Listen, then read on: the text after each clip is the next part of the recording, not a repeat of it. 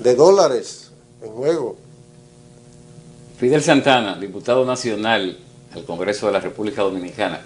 Hablando de gobernabilidad y tomando en cuenta que el doctor Joaquín Balaguer gobernó sus últimos 10 años dándole oportunidad a la oposición, y el mejor ejemplo es el mismo presidente actual de la República Dominicana, el licenciado Danilo Medina.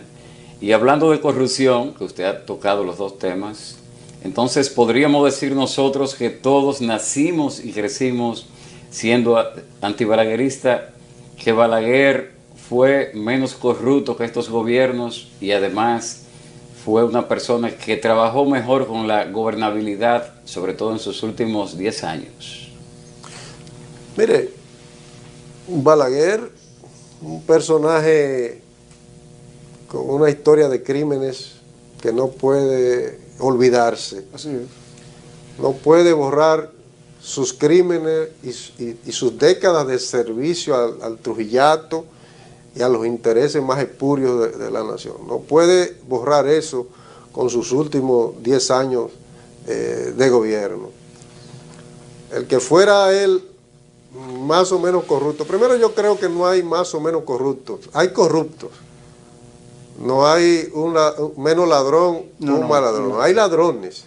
El que se roba 10 pesos como el que se roba 10 millones es ladrón, ¿verdad? Ahora hay agravantes. El que se roba 1 millón de pesos, yo planteo en mi proyecto de ley contra la corrupción, que el que se roba dinero de áreas de servicio a la población, como salud, como educación, ¿no?, y otras áreas vitales para el pueblo dominicano, ese tiene entonces un acto de corrupción agravado y ese debe ser penado más duramente, ¿no? Ese es el de los posibles 40 años Así es. De condena. Que no es un invento mío, es la Constitución de la República la que dice que los actos de corrupción serán penados más duramente cuando se trate ¿verdad?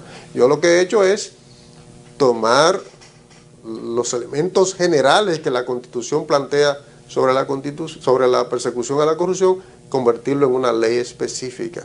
Porque los actos de corrupción en el Estado Dominicano están difusos.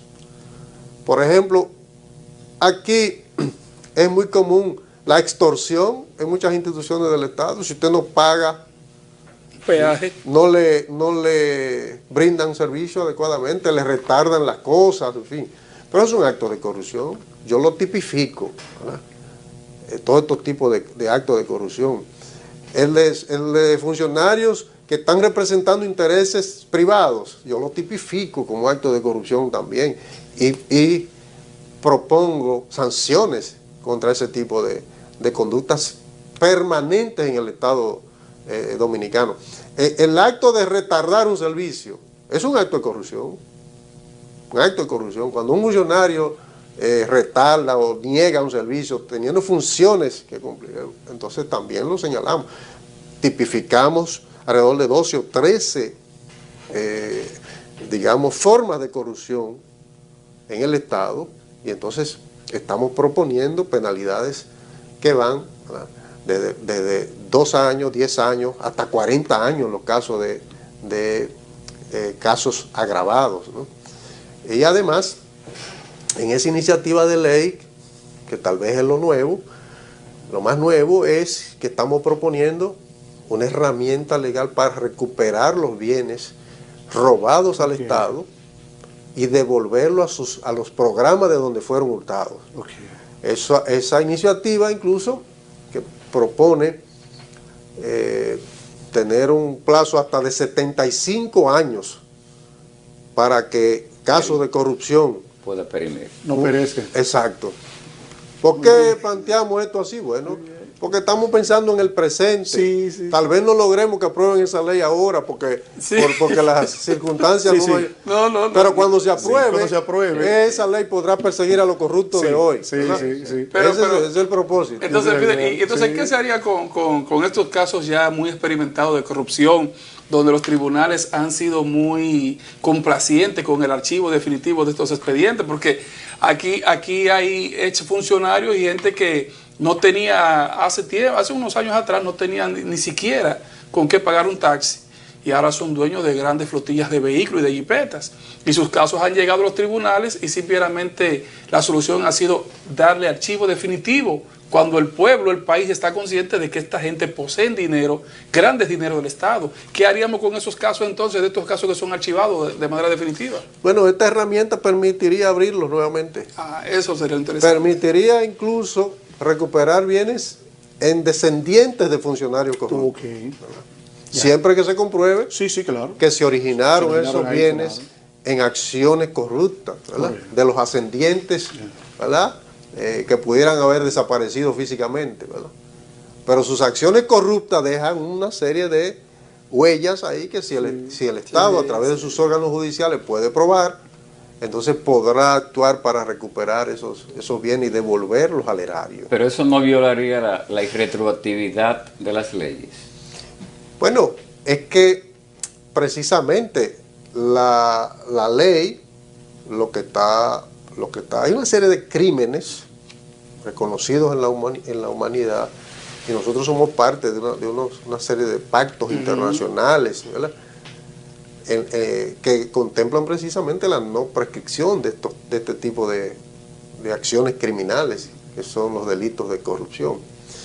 Yo pretendo esta semana acompañar esa iniciativa con otras iniciativas, por lo menos con otra iniciativa que estaríamos presentando esta semana, que está muy acorde con lo que hemos visto. Te encuentras aquí declaraciones de funcionarios que acaban de producir, los periódicos están publicando esta semana, las declaraciones del funcionariado dominicano. Aquí hay funcionarios que tienen decenas de miles de millones de pesos en bienes. Eso es verdad. Entonces hay una iniciativa nuestra, una modificación a la ley de declaración jurada de bienes, que va a incluir también la certificación del pago de impuestos. Los funcionarios tendrán que, además de decir lo que tienen, mostrar que han pagado los impuestos correspondientes de esos bienes. A esos bienes. Bueno, porque el que no haya pagado impuestos, entonces puede ser procesado, ¿verdad? Porque es una violación a las leyes. Y además hay que completar esto con una declaración de conflicto de intereses, ¿verdad? Porque muchos funcionarios tienen propiedades, son parte de empresas, están vinculados familiarmente o por amistad con empresas que hacen negocio con el Estado.